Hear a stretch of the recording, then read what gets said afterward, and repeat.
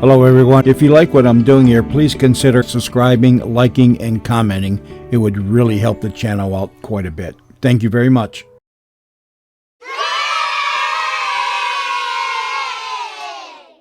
Just a moment. Have you heard the Molle Mystery Theater? Don't leave your radio. It follows immediately.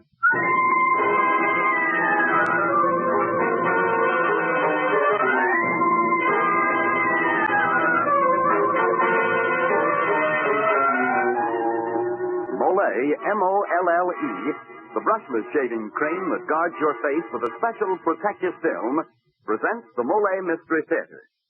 This is a series of programs designed for mystery fans and for all lovers of exciting, suspenseful entertainment.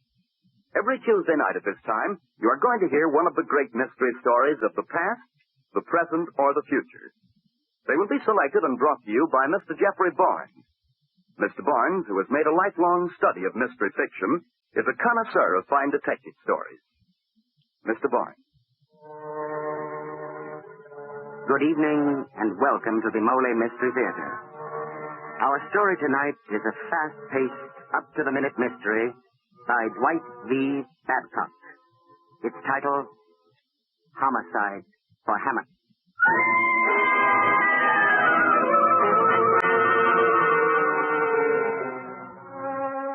Our detective tonight is different.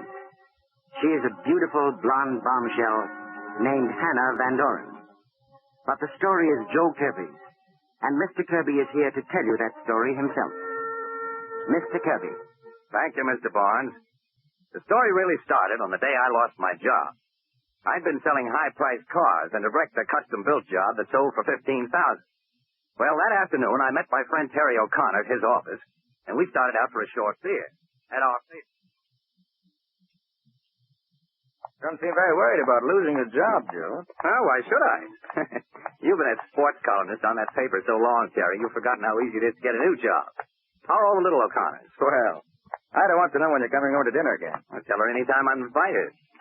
Hey, it's 5:45. I've got to make a phone call. A babe, I suppose. Nope, a new job at a defense plant. Look, I'd better duck into this drugstore. I'll meet you at Malone's bar in about 10 minutes. Okay, Joe, but hurry. Remember, I got a family to go home to. Okay, Terry, I'll be there. Save me a beer.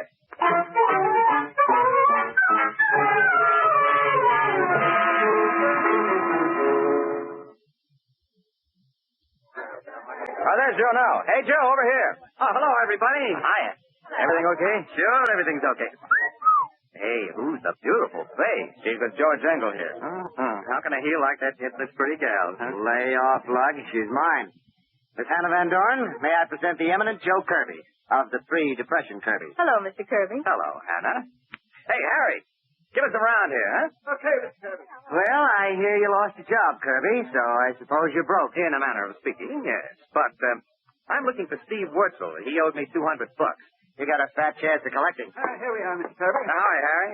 Say, have you seen Steve Wurzel around? No, he hasn't been around all evening, Mr. Kirby. Funny, this is one of his hangouts. Well, here's to you, Harry, the best bartender in town. Who is this Steve Wurzel, Mr. Kirby? The spoiled son of the head chemist of the Smith factory. And when I say spoiled, I mean rotten. Sounds like quite a lad. A heel. And I'm going to collect my dough from him tonight or take it out of his hide. I know an easier way to make money. How about coming out to the racetrack tomorrow? I got a good horse in the fourth. Well, that's an idea. But I'll need the dough Wurzel owes me to take Miss Van Doren with me. What's your number, beautiful? I'm in the book. Hey, stop trying to chisel in on my woman. On second thought, maybe she's just what a deadbeat like you deserves. Sour grapes, you're just jealous, Engel. Down around City Hall, they call her Homicide Hannah, the gorgeous fool. She's bloodthirsty. She goes around hoping for a homicide to happen to somebody. This beautiful girl? Say it isn't so. But it is. I write up crime stories for True Crime A magazine. scandalous profession for such a fair flower of womanhood. What's the world coming to? A girl has to live. Ah, I understand, my dear. And I'm just the little fella to show you how to live well. Now, I'll call you for that date in the morning. Now, if you'll excuse me, I've got to get my beauty sleep. You coming with me, Terry?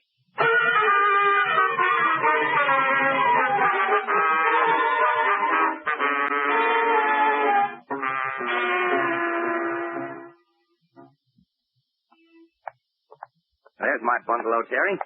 Hey, I got some beer that ought to be cold as ice. Why not stop in for a minute, huh? Okay, I'll have one for the road. Hey, Looks like I got company. The car out front. yeah, looks like Veronica Smith. Hi there. That's you, Veronica? Hello, Jojo. Lily and I just came over to see you. We wanted you to come over to the house. My dear little brother is giving a party. No. Too many stuffed shirts. Terry, this is Veronica Smith. No problem. How do you do? How do you do? Glad to know you. Where have you been, Jojo? Out looking for Steve Wurzel. Say, he isn't at your place, is he? Just because his father is Dad's chief chemist doesn't mean he comes to our parties. Does he owe you money? Yeah. And when I catch him, I'll take it out of his hide. Oh, well, I'll be glad to help you. He's a termite. Hey, we were going to have a nightcap. Want to come back and join us? No, not now, Jojo. We have to get back to the party. Goodbye, Mr. O'Connor. Come on, though. Yes, Veronica. I'll be seeing you, Jojo. Yeah, so long. Good night. Bye. Glad to meet you. Now, what was the matter with her? What do you mean? Well, she seemed jumpy. Well, let's go in and get our nightcap, huh? Okay, my friend. Uh-oh. What's wrong, Joe? With the keys in the lock. See, I'm sure I didn't leave it there. Well, who else would, Dope? Come on, open up. Okay. There we are. Yeah, I wonder how Veronica... Hey! There's a man on the floor. It's Steve Wurzel. How did he get here? Hey, Joe. Joe, he's dead. Oh, what do you know? The lousy double-crosser getting himself killed before I can collect from him. On my carpet, too. Now, wait a minute, Joe. This is serious. You told a lot of people tonight you were looking for Steve. And the policemen think you found him. That knife, is that yours? Yeah. My paper knife. But I was with you. Not all the time, Joe. We were telephoning, that's right. Malone's bar is only 2 blocks from here. I certainly don't have an alibi. Well, I know you didn't do it, Joe, but the cops won't. Hey, look, you better come and spend the night at my house. I'll swear you with me all evening. Then we can come back and discover the body in the morning. Yeah, guess it's the only thing to do. Okay, Terry, let's go. Let's stop in at the Hopper on the corner and get that drink. I need it now.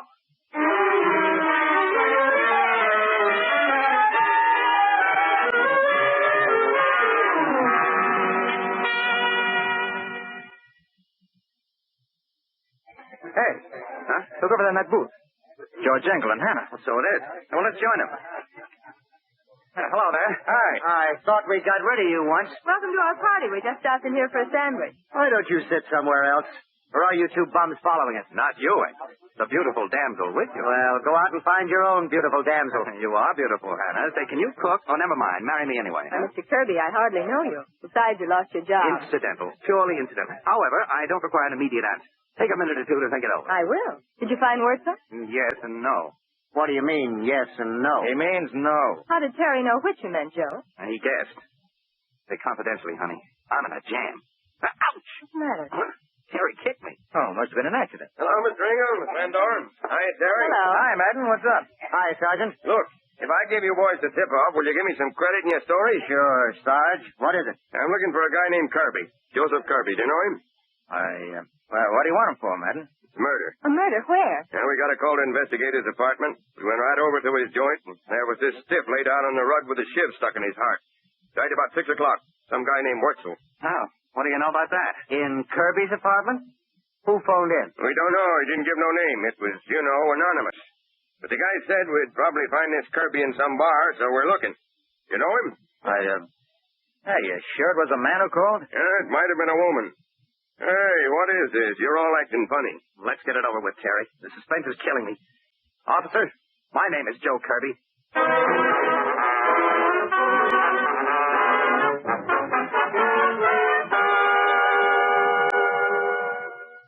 Here he is, Inspector. I found him in a bar around the corner. Okay, Madden. For the record, Kirby, what's your full name? Joseph Jefferson Kirby. What are Miss Van Dorn, Engel, and O'Connor doing here? We were with Joe, Inspector, so we came back here to see if we could help him. And Joe didn't kill Wurzel either. Take it easy, O'Connor. Nobody said he did yet. But we're going to find out.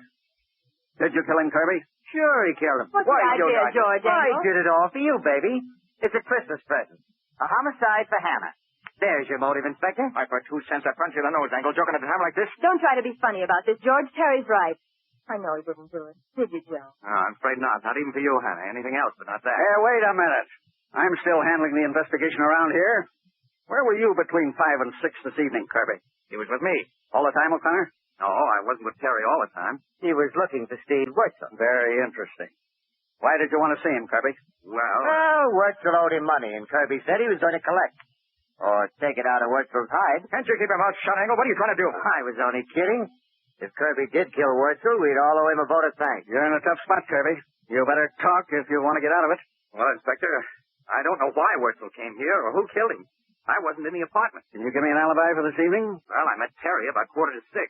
At 6, I left him to make a phone call. Yeah, who'd you call? I tried to get the Morse Plane Factory, Mr. Harris, but he wasn't there. And then? I joined Terry at Malone's bar. We've been together ever since. That's right.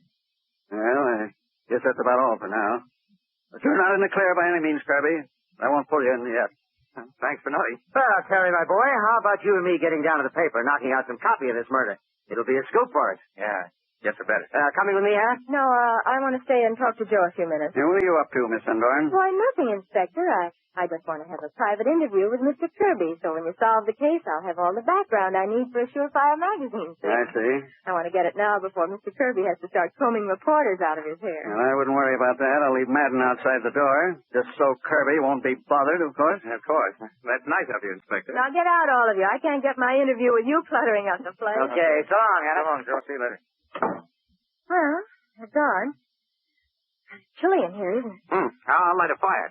See, you know, I used to be a Boy Scout. I can do it with 3 matches or less. You're a crazy sort of guy, Joe. Maybe. Hey, what's this guy Engel in your life? George is an old friend. Why? I just wondered. Don't your folks worry when you stay out all night digging up murders? I haven't any folks. My mother died when I was a child, and my father was killed 5 years ago. He was a captain of detectives. An orphan, huh? Well, I'm an orphan, too. Fate must have thrown us together so I can take care of you. You better take care of yourself. Say, how about helping me find who killed Wurzel? No, why bother? I'd much rather kiss you like this. Hey! Oh, that's jujitsu. You want to play some more? No, thanks. How was I to know you'd turn out to be a female strangler Lewis, huh? Just trying to get better acquainted. Here I get slammed against my own wall. I hope I didn't really hurt your back. No, I'll live, I guess. And I'll help you find a murderer. It's safer than making love to you. But don't forget, we're going to the opening of the races tomorrow. It's still on, isn't it? Of course. I've got a car, so I'll pick you up about 11:30. Good night, Joe. Good night. You beautiful wrestler.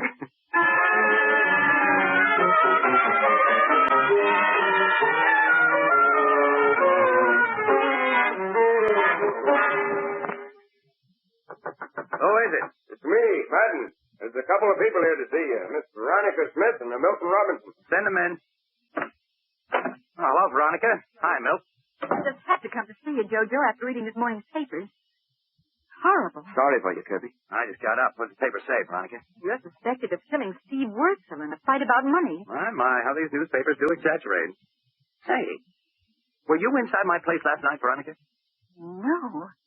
No, we weren't, Jojo. We just knocked on the door and there wasn't any answer, so we left. That's when we met you. Then why wouldn't you come back with me? Well, we had to get home. I had to get to the party, and Milt had to get home to his mother. You see, she's blind, and she gets frightened when Milt is away too long. Isn't that right, Milt? Yes, indeed, Veronica. Yes. Okay, that's your story. I didn't mention you to the cops anyway. Thanks very much. Madden said you're up, so I'm just walking in. Oh, I didn't know you had company. That's all right, Hannah. Hannah, this is Veronica and Milt. How do you do? Jojo, your taste is improving. She's a lovely blonde. And that she is, and we're off to the races. You all going? Yes, we are, and I have my station wagon. We can all go together. Swell. Well, what are we waiting for? Let's go.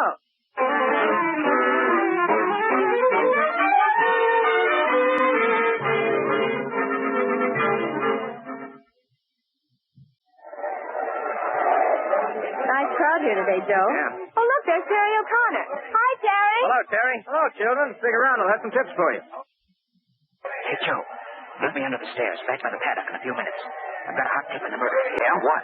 Seems old Jake Wurzel had another name once, back in Chicago. Oh, nuts. Here comes Engel. Well, I'll see you later. Well. Beauty and the Beast. Greetings respected. Go away, Engel. You give me indigestion. First you steal my girl, then you want to drive me away. Did you hear the newest guess about your murder? What is it?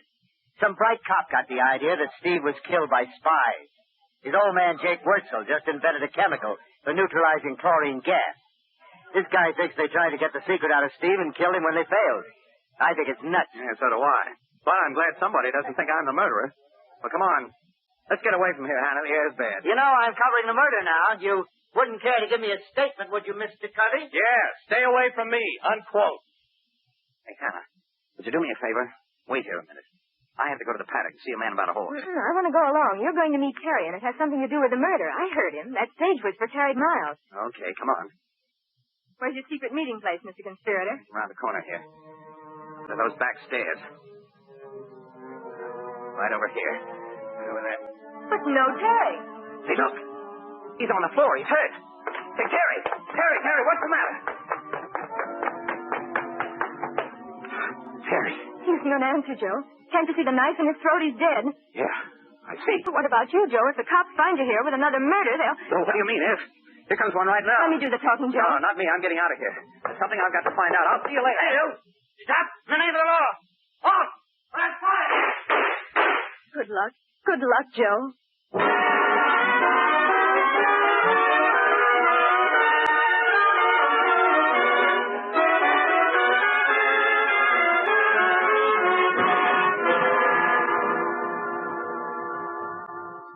Well, mystery friends, there's nothing like a few pistol shots to start some action.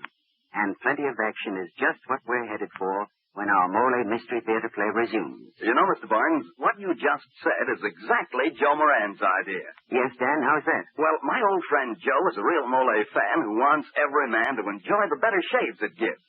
And he says that one good way for me to remind folks of how good Molle is and to stir them into action is by firing a pistol shot or so. So, and what are you going to do about it, Dan? Well, just this. Gentlemen, of course you realize that the little nicks and scrapes you got while shaving today will make tomorrow's shave all the more difficult. Well, why don't you buy Molle, the brushless shaving cream that puts face protection first.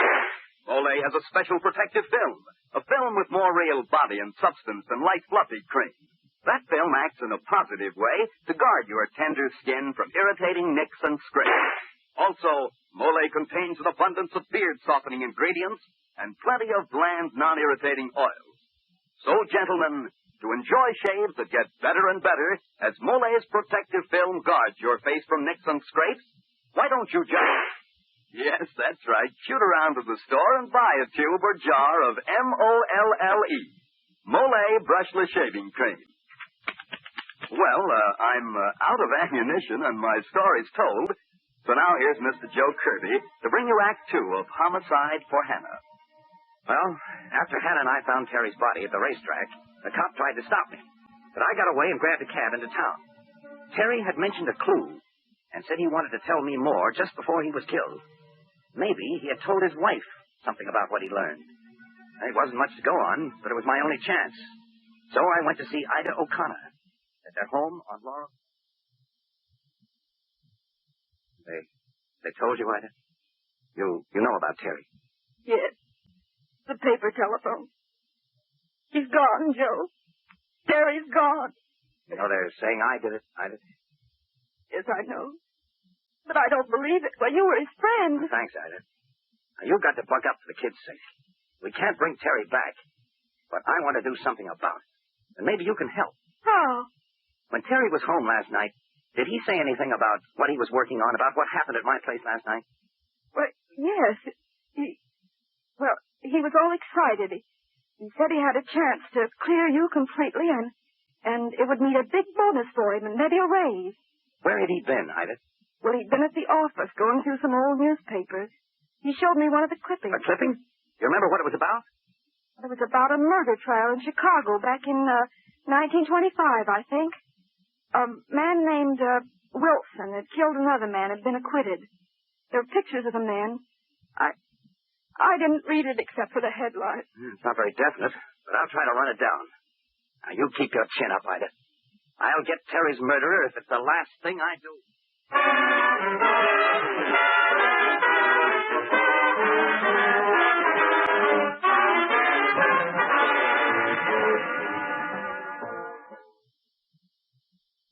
Come in. Oh, hello, Hannah. Oh, I thought you'd do something dumb like coming back to your own apartment where the police can find you easily. Well, I can't get away from them forever. I might as well be comfortable while I wait. Did you come straight here from the track? No, I was downtown reading some old newspapers. Oh, you would. I don't suppose you thought of reading the last edition of today's paper while you were there. No. Why? Nothing, except that while you were running around making sure you have no alibi, Steve's father, old Jacob Wurzel, was killed. Murdered? Yes. Say, this is getting to be an epidemic. Well, eat, drink, and be merry.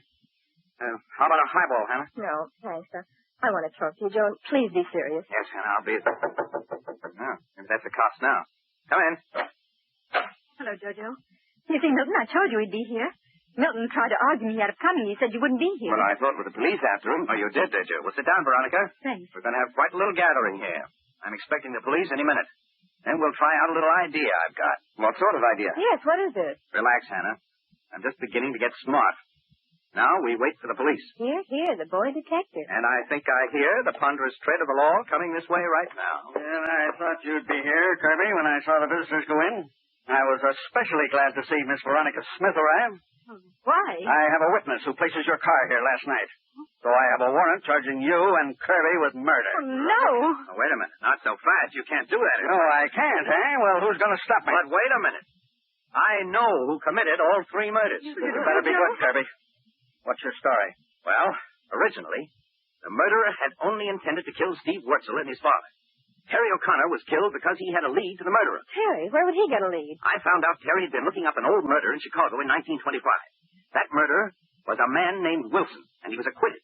Interesting. But what does it have to do with this? There were pictures in the paper. Wilson was Jake Wurzel, Steve's father. And Jake Wurzel killed somebody? Well, Wurzel or Wilson was a cosmetics manufacturer then. He put an eyelash dye on the market that contained poison, and several people were blinded. He had a good lawyer, so he wasn't prosecuted. Well, where does the killing come in? And how does it tie in with this case? I'm coming to that. The husband of one of the blinded women, a fellow named Katie, tried to kill Jake Wurzel. But Wurzel killed him first. So Wurzel changed his name and came out to Hollywood? Right.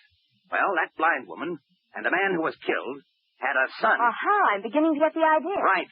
I'm betting that son grew up with one idea. To make the Wurzels pay for his mother's suffering and his father's death. And who do you think this son is, Kirby? You moved here from Chicago, didn't you, Milt Robertson? Yes. And your father is dead and your mother is blind.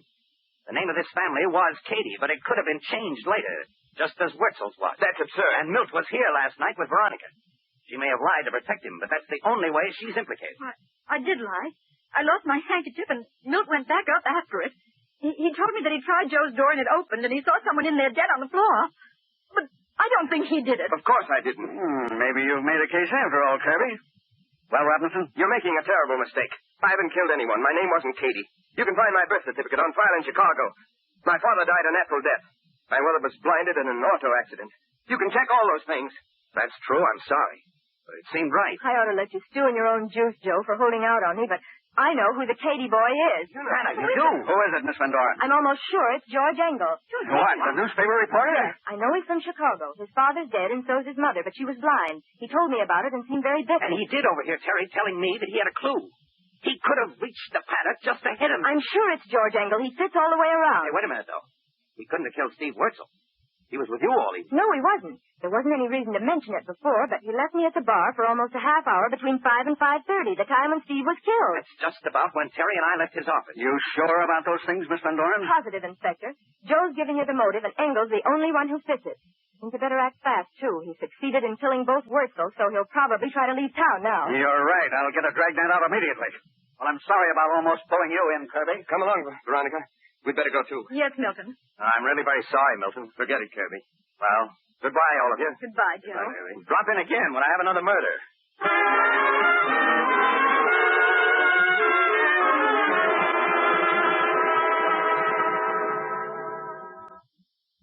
Well, Hannah, that's what I call beautiful teamwork. And we collect the $5,000 reward that the newspaper put up for information leading to the arrest of Terry's murderer. Say, I'd forgotten about the reward. $2,500 each. I don't want mine, though. I want it turned over to Ida O'Connor, Terry's widow. Okay. I guess I can be as generous as you. I'll turn my share over to her, too. Well, happy days, partner. We'll die broke but happy. You're a sweetheart. Now, wait till I mix a couple of drinks. We'll have a toast to that. Don't rush off, Kirby. George. Yeah. Little Georgie, your pal, with a gun, you'll notice. So don't move. I was out in the kitchen, heard the whole thing. I hid until the cops left. I waited to kill you, Kirby. It's too late, George. They know everything anyway. I know. I just don't like Kirby. Cutting in when you were my girl and for generally acting smart. Besides, one more killing won't hurt my record. This one's all for you and your story. Homicide for Hannah. You rat. You didn't have to kill Terry any more than you have to kill me. But you like to kill, don't you? You're kill crazy. Well, I'm going to take that gun away from you. Stand back, Kirby. Don't I got him, Joe. Suffering cats. That's jujitsu again. He's knocked out. Cold as a cucumber. Well, my father always told me it'd come in handy. Better call the police back. Yeah, I will. Phew. Oh, Who'd think a beautiful babe like you could toss a big man clear across the room? You saved my life. I'm going to kiss you right... Oh, maybe I better not. Oh, brother, am I going to have fun? Married to a female wrestler.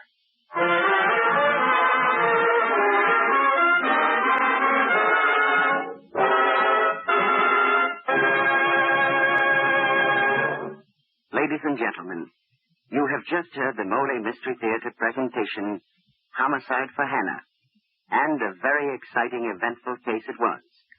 Now we continue with still another case, one that I'm sure the men in our audience will find eventful and helpful. All right, then? Oh, friends, this is the story in words and music of Wilbur. Wilbur used to be the sort of guy who woke up in the morning with a grouch. When his wife spoke to him, Wilbur would answer something like this. Yes, very grumpily, because he was almost positive he was in for an unpleasant time with his morning shave. And as Wilbur shaved, as he nicked and scraped his face, his spirits got lower, lower, and lower.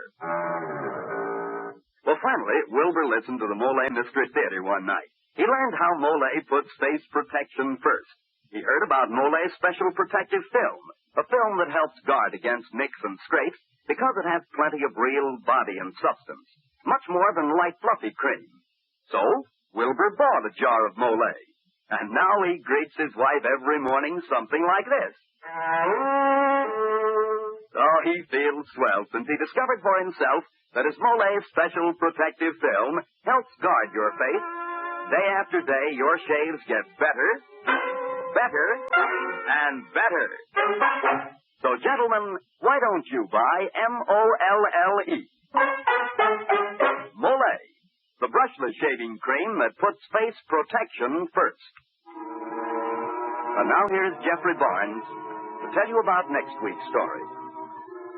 Mystery fans, we were unable to introduce our new detective, Jonathan Pierce, tonight, as previously announced. But he will definitely be with us next week in an exciting story about beautiful girls, antiques, and murder, entitled The Mystery of the Seven Keys.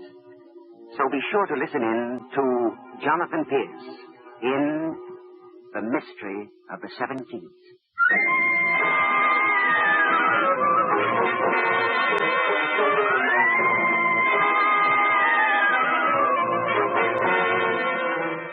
Tonight's story was adapted for radio by Ken Crossum and H.L. Gold.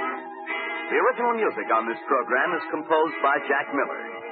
Until next Tuesday, this is Dan Seymour saying good night and good shaving for Molle Brushless Shaving Cream.